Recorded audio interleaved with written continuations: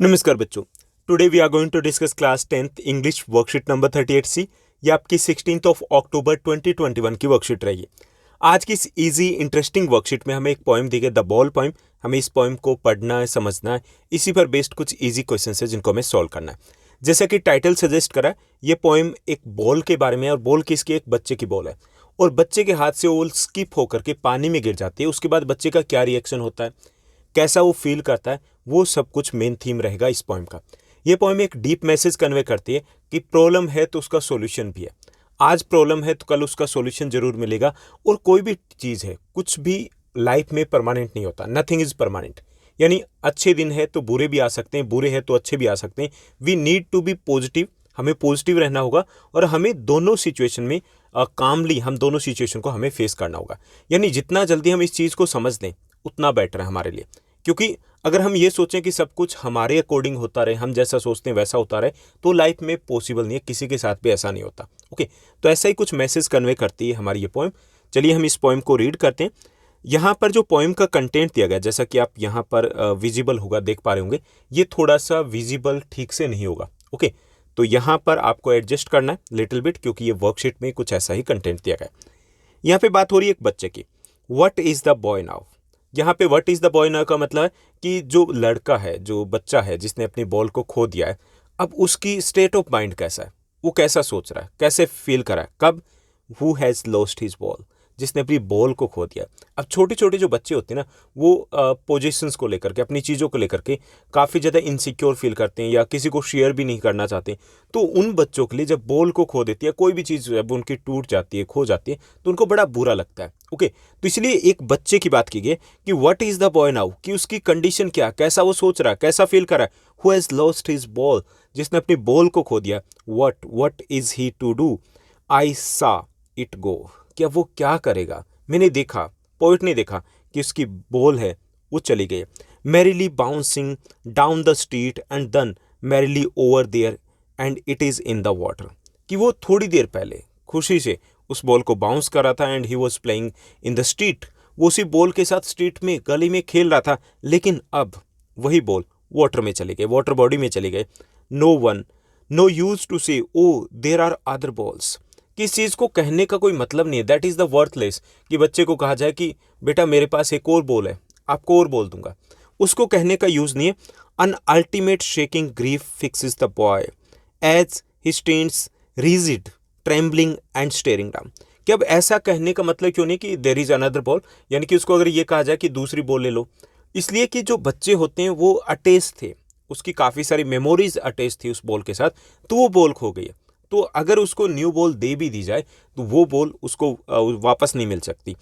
On ultimate shaking grief fix the boys, और वो काफ़ी ज़्यादा ग्रीफ में है, दुखी है, और इसलिए फिक्स द बॉयज़ मतलब वो वहीं पे खड़ा है, उसी बॉल की तरफ देख रहा है। As he stands rigid trembling and staring down, कि वो वहीं पे खड़ा है। Trembling means he was full of grief, दुख है उसे, थोड़ा सा अपसेट है वो। और स्टेरिंग डाउन मतलब जहाँ पे बॉल गई उसकी तरफ देख रहा है। All his young days into the harbour where his ball went, और वहाँ पर वो उन सब चीज़ों को याद कर रहा है जब बॉल के साथ वो खेलता था, क्योंकि बहुत सारी मेमोरीज थी जो कनेक्टेड थी उस बॉल के साथ। I would not intrude him, अब पोइट कहता कि मैं उसे इंट्रूड नहीं करूँगा, वहाँ पे किसी तरीके का इंटरफेयर नहीं करूँगा, उसे जो वो सोच रहा है उसको मैं वहाँ पर उसे डिस्टर्ब नहीं करूँगा। ओके, यानी कि वहाँ पर मैं किसी भी टाइप का इंटरफेयर नहीं करने वाला। A dime another ball is worthless, dime मतलब एक करेंसी है। ओके, यूएस में 10 सेंट के इक्वल होती है। तो उसकी बात है कि अगर उसको नोट दिए जाएं, पैसे दिए जाएं, मनी दी जाए, या फिर अनदर बॉल, कोई और बॉल दी जाए, दैट इज़ वर्थलेस, वो यूजफुल नहीं है। Now he senses first responsibility, कि वो यूजफुल क्यों नहीं है? Because he was attach to that particular ball, उसी बॉल से अटैच था, मेमोरीज थी। वो बॉल वापस नहीं आ सकती अगर उसको मनी ऑफर किया जाए या उसको न्यू बॉल ऑफर किया जाए, तो वो यूजलेस रहेगा। अब यहाँ पे पॉइंट कहता है कि उसे एक नई चीज़ सीखनी होगी। Now he senses first responsibility, कि उसे एक नई रिस्पॉन्सिबिलिटी अब सीखनी होगी। In a world of possessions people will take balls and balls will be lost always little boy, उसे सीखना होगा कि लोगों के पास बॉल्स आती है और बॉल्स खो जाती है। लेकिन यहाँ पे कहने का मतलब ये नहीं कि बॉल्स आती है बॉल खो जाती है। इट मीन्स दैट जो भी चीज़ हमारे पास आती है वो कभी ना कभी लॉस्ट होती है, चाहे वो नियर वन हो, डियर वन हो, चाहे वो किसी भी टाइप के ऑब्जेक्ट्स हों, वो अगर आए हैं तो वो खो भी जाएंगे। It means nothing is permanent in this life, कुछ भी परमानेंट नहीं होता। Okay, and no one buys a ball back, और जो खो जाता है उसको दोबारा नहीं खरीदा जा सकता, जो चीज़ चली गई वो दोबारा वैसी नहीं हमें मिल सकती। तो ये एक इंपॉर्टेंट लेसन है जो बच्चे को सीखना होगा। Money is external and he is learning well behind the desperate eyes the epistemology of loss and how to stand up. कि यहाँ पे एपिस्टोमोलॉजी का मतलब है नॉलेज, कि लॉस का एक बड़ा नॉलेज, एक फंडा होता है लाइफ का, कि जो चीज़ चली गई है वो चली गई, उसके ऊपर अगर दूध बिखर गया तो दूध बिखरे हुए दूध पर रोने का कोई मतलब नहीं होता। We need to think about the future. तो यहाँ पर पोइट कहता है कि I am not going to interfere that situation में, मैं इंटरफेयर नहीं करूँगा। बच्चे को सीखना होगा, एक नई चीज़ सीखनी होगी, रिस्पॉन्सिबिलिटीज़ को सीखना होगा, उसे सीखना होगा कि लॉस है वो हमारी लाइफ का पार्ट एंड पार्सल है जो होता रहेगा। हाउ टू स्टैंड अप, हमें सीखना होगा कि कैसे खड़ा होना है। How to face the situation, situation को कैसे फेस करना। Knowing what every man must one day know and most know many days, कि हर किसी हर कोई है वो सीखता है एक दिन ये चीज़, और कुछ को जल्दी सीख लेते हैं और कुछ को बहुत सारे दिन लग जाते हैं इस चीज़ को सीखने में कि लॉस है वो हमारी लाइफ के पार्ट एंड पार्सल है। ये जो चीज़ें आई है तो वो जानी है। How to stand up and gradually light returns to the street, और हाउ टू स्टैंड अप, कि क्या चीज़ सीखनी है, कि अगर ऐसा कुछ होता तो हाउ टू स्टैंड अप, ऐसे चैलेंज को, ऐसी सिचुएशन को कैसे फेस करना है वो उस बच्चे को अभी सीखना है। And gradually light returns to the street and a whistle blows and the ball is out of the sight. Gradually काफ़ी डार्क हो जाता है, लाइट्स आ जाती है यानी कि नाइट होने को है, and whistle blows, whistle blow होती है क्योंकि वो हार्बर है, पोर्ट है वहाँ पर, और बॉल है वो उसकी साइड से गायब हो जाती है, उसे दिखाई नहीं देती है। Soon the part of me will explore the deep and dark floor of the harbor, और वहाँ पर अब एक तरीके से हार्बर के ऊपर सन्नाटा छा जाता है। And it was like similar that of a, जैसा कि वो बॉय जो चाइल्ड है वो फील कर रहा था उसी टाइप से। I am everywhere, I suffer and move and my mind and my heart move with all that move me and under the water or whistling I am not little boy. यहाँ पे point कर रहा है कि यहाँ पे हर जगह पे जो हमारी सिचुएशन होती है वो सेम सिचुएशन होती है, हमें उन सिचुएशन से आगे निकलना होता है। अगर हम वहीं पे अटक करें तो शायद हम आगे नहीं बढ़ पाएंगे। So it is important that कि हम उन सिचुएशन से आगे की तरफ देखें। और whistling I am not a little boy, यहाँ पे पॉइंट करा कि why I am talking like that, कि मैं ऐसे क्यों बात कर रहा हूँ, क्योंकि मैं बच्चा नहीं हूँ, क्योंकि मैंने ये चीज़ें सीख ली है कि लाइफ में ये सब कुछ चलता रहता है, इनके साथ ही हमें आगे बढ़ना है। ओके, तो ये थी हमारी द बॉल पॉइंट। अब इसी पर बेस्ड है कुछ इजी क्वेश्चंस जिनको हम सॉल्व करेंगे। यहाँ पे हमारा फर्स्ट क्वेश्चन दिया गया, the boy who has lost the ball in the state of, जिस बच्चे ने, जिस चाइल्ड ने अपनी बॉल को खो दिया है उसके माइंड की स्टेट क्या है, कैसा वो सोच रहा है, कैसा फील कर रहा है। फर्स्ट है एक्सट्रीम हैप्पीनेस, बहुत ज़्यादा खुश है वो। सेकंड एक्साइटेड एंड एनर्जेटिक, वो एक्साइटेड और एनर्जेटिक फील कर रहा है। Third shock and grief, shocked है, ग्रीफ है, अपसेट है। एंड डी है शॉक एंड फियर, शॉक्ड है और फियर, डरा हुआ है। तो इसमें करेक्ट आंसर आपका सी रहेगा, शॉक एंड ग्रीफ। उसके बाद सेकंड आपका क्वेश्चन दिया गया, the expression what is the boy now here means, जैसे फर्स्ट जो लाइन है what is the boy here now, इसका मतलब क्या है।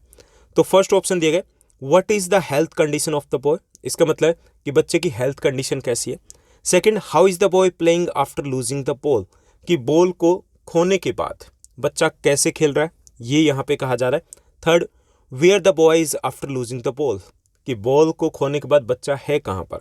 फोर्थ है what is the state of mind and feeling of the boy after losing the ball, कि ball को खोने के बाद जो बच्चे की स्टेट ऑफ माइंड क्या है, क्या सोच रहा है, कैसा वो फील कर रहा है, तो ये इसका मीनिंग है। तो इसमें करेक्ट आंसर आपका डी रहेगा, what is the state of mind and feeling of the boy after losing the ball, कि बॉल को खोने के बाद वो कैसा फील कर रहा है, तो इसका मीनिंग रहेगा what is the boy now. Okay, तो डी आपका करेक्ट आंसर हो जाएगा। उसके बाद थर्ड आपका क्वेश्चन दिया गया, the boy's reaction to the loss of his ball shows that, कि जो बॉय का रिएक्शन है, जो बच्चे का रिएक्शन है अपनी बॉल को खोने के बाद, वो क्या शो करता है। He was very attached to the lost ball, कि वो बॉल से काफ़ी ज़्यादा अटैच्ड था। Second, he would ask for a new ball, कि वो न्यू बॉल के लिए बोलेगा अपने पेरेंट्स को। थर्ड है he would never play with another ball, कि वो किसी और बॉल के साथ कभी नहीं खेलेगा। एंड डी है he would never feel happy again, कि वो कभी भी खुश महसूस नहीं करेगा लाइफ में। ओके, तो इसमें करेक्ट आंसर आपका ए रहेगा कि जो जितना डिस्क्रिप्शन दिया गया है उससे लगता है the boy was very attached to the lost ball, उस बॉल से काफ़ी ज़्यादा वो अटैच था। ओके, क्योंकि उसकी काफ़ी सारी मेमोरीज थी, वो यादें जो थी उससे जुड़ी हुई थी। तो ए आपका करेक्ट आंसर हो जाएगा। उसके बाद फोर्थ को देखिए, shaking grief fair means, shaking grief है उसका मतलब क्या है यहाँ पर। फर्स्ट है happiness that greatly affected him, कि वो खुशियाँ जिसने उसको काफ़ी ज़्यादा अफेक्ट किया है। सेकंड है playfulness that made him tremble, कि जो प्लेफुलनेस है वो खेलना चाहता है और उसके कारण that made him tremble. Okay, see दिया गया sadness that had shaken him emotionally and physically, कि वो उदासी जिसके कारण वो इमोशनली और फिजिकली जो एक तरीके से हिल गया है। ओके, एंड डी दिया गया fear that gripped his heart, कि वो डर जिसके कारण वो एक तरीके से काफ़ी डरावा महसूस कर रहा है। ओके, तो इसमें करेक्ट जो आपका आंसर रहेगा शेकिंग ग्रीफ का मतलब सी करेक्ट आंसर रहेगा sadness that had shaken him emotionally and physically, कि वो उदासी जिसके कारण वो फिजिकली भी अपसेट फील कर रहा है, इमोशनली भी अपसेट फील कर रहा है, यानी कि काफ़ी ज़्यादा वो अपसेट है क्योंकि उसकी बॉल खो गई। तो सी आपका करेक्ट आंसर हो जाएगा। उसके बाद फिफ्थ क्वेश्चन को देखिए, फिफ्थ आपका क्वेश्चन दिया गया what is the first responsibility, पहली रिस्पॉन्सिबिलिटी क्या है। यहाँ पे एक लाइन यूज की गई what is his first responsibility. तो इसमें 4 ऑप्शन दिए गए। फर्स्ट ऑप्शन आपका he to play without ball, बिना बॉल के खेलना उसकी फर्स्ट रिस्पॉन्सिबिलिटी है। Second to buy another ball, कि टू बाय अनदर बॉल यानी कि एक नई बॉल खरीद ले, वो उसकी रिस्पॉन्सिबिलिटी है। थर्ड ऑप्शन है to look after his belongings, कि अपनी चीज़ों का ध्यान खुद रखे, वो उसकी रिस्पॉन्सिबिलिटी है। एंड डी है to spend a dime, dime मतलब जो करेंसी है यूएसए की 10 सेंट के इक्विवेलेंट, कि उसको वो खर्च करे, वो इसकी रिस्पॉन्सिबिलिटी है। तो इसमें करेक्ट आंसर आपका सी रहेगा to look after his belongings, कि जो भी उसकी चीज़ें उसकी केयर उसको करनी होगी, ये उसे सीखना होगा। सिक्स्थ आपका क्वेश्चन है what poet wants the boy to learn that, poet क्या चाहता है कि बच्चा क्या सीखे। फर्स्ट ऑप्शन है buy back the lost ball, कि जो बॉल खो गई है उसको वापस खरीद ले, ये सीखे। Second money can buy anything, कि पैसे से कुछ भी खरीदा जा सकता है। Third losses and the gains are the part of life, कि जो हम चीज़ खो देते हैं या जो भी हमें मिलती है वो हमारी लाइफ का पार्ट है जो चलता रहता है। And D get rid of greed, लालच बुरी बला है, उससे पीछा छुड़ाइए। तो इसमें करेक्ट आंसर आपका हो जाएगा see losses and gains are the part of life. Okay, तो एक बार फिर से आप आंसर्स को मैच कर लीजिए। यहाँ पे फर्स्ट जो आपका क्वेश्चन का आंसर रहेगा वो रहेगा सी शोक एंड ग्रीफ। सेकंड जो आपका क्वेश्चन है उसका आंसर डी रहेगा what is the state of mind and feeling of the boy after losing the ball. जो आपका थर्ड क्वेश्चन है उसमें आंसर आपका ए रहेगा he was very attached to the lost ball, जो हमें उसके रिएक्शन से पता चलता है। फोर्थ आपका क्वेश्चन है शेकिंग ग्रीफ फेयर मीन्स, इसका मतलब sadness that had shaken him emotionally and physically. Okay, C correct answer रहेगा फोर्थ का। फिफ्थ जो आपका क्वेश्चन दिया गया, फिफ्थ क्वेश्चन है what is his first responsibility, तो इसमें आपका सी करेक्ट आंसर रहेगा to look after his belongings, अपनी जो बिलोंगिंग्स है, अपनी जो चीज़ें उनकी वो ध्यान रखे। और सिक्स जो आपका क्वेश्चन है उसमें आपका करेक्ट आंसर भी सी रहेगा losses and gains are the part of life. तो ये थी हमारी आज की worksheet number 38C। I hope सब कुछ आपको अच्छे से समझ में आया होगा। अगर आपको ये वीडियो ये वर्कशीट अच्छी लगी तो इस वर्कशीट को लाइक और शेयर जरूर कीजिएगा। आज के लिए बस इतना ही। Thank you, bye bye, have a nice day. मिलते हैं नेक्स्ट वीडियो में।